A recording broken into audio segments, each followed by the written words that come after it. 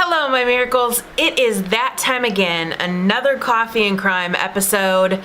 And it seems like this month I am doing like the crimes that I'm obsessed with. So this crime today that I share with you is no exception. So go ahead and grab your coffee. We're gonna talk some crime today. Travis Alexander was born on July 28th, 1977 in Riverside, California to parents Pamela and Gary Alexander. Including Travis, they had a total of 8 children. The children were raised in a difficult environment due to their parents' drug use. And at the age of 11, Travis was taken in by his paternal grandparents, Norma and James Sarvey. His grandmother, Norma, introduced Travis to the Mormon faith. After Travis's father's death in 1997, his 7 siblings were all taken in by their grandparents. Travis's life changed drastically after his grandparents took them in. He began to thrive in that environment and would be the anchor for his other siblings, giving them support and comfort. In his 20s, Travis would discover PPL, Prepaid Legal Services, a legal service company where he would later work as a motivational speaker. Travis was excelling in his work and would purchase a 5-bedroom home in Mesa, Arizona. He was active in the Mormon community and created lasting friendships. In September 2006, Travis was attending a PPL Services conference in Las Vegas, Nevada. He would meet Jodi Arias, who lived in Yreka, California. The chemistry between them was undeniable, and so began their relationship. In the Mormon faith, saving yourself for marriage was an important part of your spiritual walk. Yet while Travis and Jodi were together and forming this relationship, they were sexual. And immediately Travis wanted to hide this from his friends and family. In the midst of their time together, Jodi would become Mormon and she would be baptized in a ceremony. After only 5 months, Travis and Jodi would break up in late June 2007, yet still maintained a sexual relationship. In February 2007, surprisingly, Jodi moved from California to Mesa, Arizona to be closer to Travis, even though they had broken up. Jodi's move to Arizona upset Travis very much. He wanted to move on and not have Jodi in his life.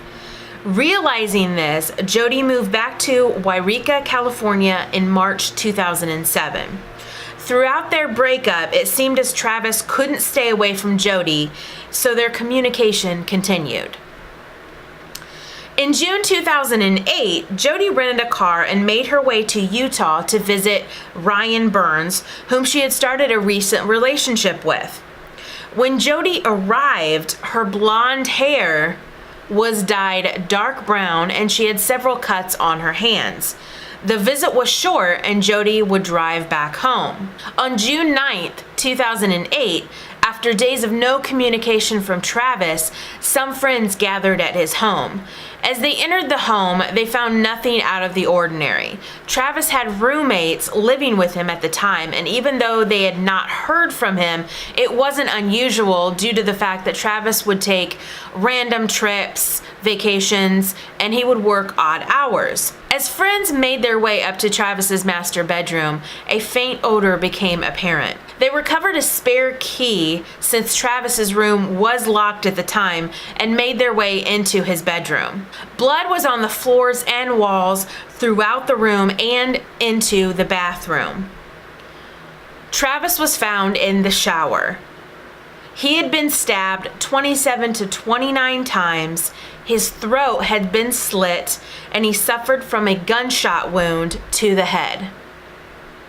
The police arrived and examined the crime scene and began investigating everyone in Travis's life. While searching Travis's home, the police discovered a bloody handprint on the bathroom hallway wall and a camera in the downstairs washing machine. Fingers were pointing to one person, Jodi Arias. Lead detective Esteban Flores reached Jodi, left a message, and received a call back from Jodi shortly after. He asked questions about their relationship and when was the last time that Jodi had seen Travis. Jodi seemed upset and was really curious about the investigation. The evidence of the camera was a big break in the case, especially when the SD card revealed photos of Travis and Jodi in private moments on the night of his murder, which was June 4th. The final photograph of Travis was taken at 5:29 p.m. Photos taken later show an individual believed to be Travis bleeding on the bathroom floor. The bloody palm print, which they removed from the hallway wall, was revealed to have a mixture of Jodi and Travis's DNA. Jodi was then taken into custody and shown evidence that proved she was at Travis's house the day of the murder. She continued to deny she was there and that she would never ever hurt Travis. The evidence was way too overwhelming. The following days, Jodi would state that two masked individuals, a man and a woman, had broken and killed Travis, letting Jodi escape. Although this story was too far-fetched, Detective Esteban Flores asked Jodi why she didn't call the police or get help for Travis when she had finally escaped. Jodi stated she was too scared and just drove back home to California. 2 years after Jodi's arrest, Jodi told police she had killed Travis in self-defense, claiming she was a victim of domestic violence.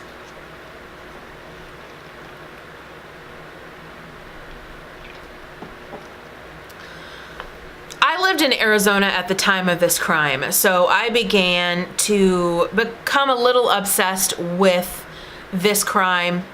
I watched every single day of the trial online, and like a lot of people living in Arizona and basically worldwide, it was a story that had everything in it. It had lust, it had obsession, it had stalking, intrigue, and jealousy. And it had, in the center of this, was a woman that was good looking. She seemed very put together, and it was just an amazing trial. So the opening arguments on January 2nd, 2013, prosecutor Juan Martinez sought the death penalty. Jodi's appointed counsel was Kirk Nurmi and Jennifer Wilmot. They stated that the death of Travis was justifiable homicide committed in self-defense. Jodi took the stand on February 4th, 2013, and stayed on the stand for 18 days. She stated that her and Travis's relationship was more sexual than anything. She claimed that Travis was verbally and physically abusive in their relationship. On the day of Travis's murder, Jodi claimed that she was taking pictures of Travis in the bathroom shower with his recently purchased camera when she accidentally dropped it and he came at her.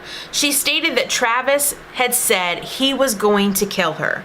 Jodi ran out of the bathroom and into Travis's walk-in closet, where she claimed he had a gun. She stated that she pointed the gun at him to make him stop coming towards her when the gun went off and she shot him. After that, Jodi claimed she went into a fog and couldn't remember anything else of the crime. After a long trial on May 7th, 2012, after 15 hours of jury deliberation, Jodi was found guilty of first-degree murder. Travis's family attended the trial every single day, and when the verdict was read, they smiled and hugged each other. On May 15th, 2013, the prosecution was required to convince the jury that Jodi was eligible for the death penalty. Juan Martinez made an impact with every single one, especially me, when he paused for 2 minutes, the time it took Jodi to kill Travis. On May 16th, Travis's family members offered victim impact statements to convince the jury she deserved the death penalty. Unfortunately, on May 23rd, the trial resulted in a hung jury, prompting the judge to declare a mistrial. On October 21st, 2013, Jodi's retrial began. And once again, on March 2nd, 2014, the jury was deadlocked. So on April 13th, the presiding judge sentenced Jodi to life imprisonment without the possibility of parole. When a trial ends, and such a sensational trial as this was, it was bittersweet because you get involved with the family of Travis. Your heart goes out to them, and your heart goes out to the victim. I have never really, on a day-to-day basis, been so involved in a true crime case. And number one, it was because it happened we were living in Chandler, Arizona, and Mesa, Arizona was only a few miles away. And when it happens kind of on your front door, it just really makes you think. So I hope you enjoyed this episode of Coffee and Crime. If you did, click that like button. Also, if you are not a miracle and want to be, click that subscribe button. Watch a miracle happen. I am Miracle Girl. I will see you guys tomorrow for another random video. I love you. Bye.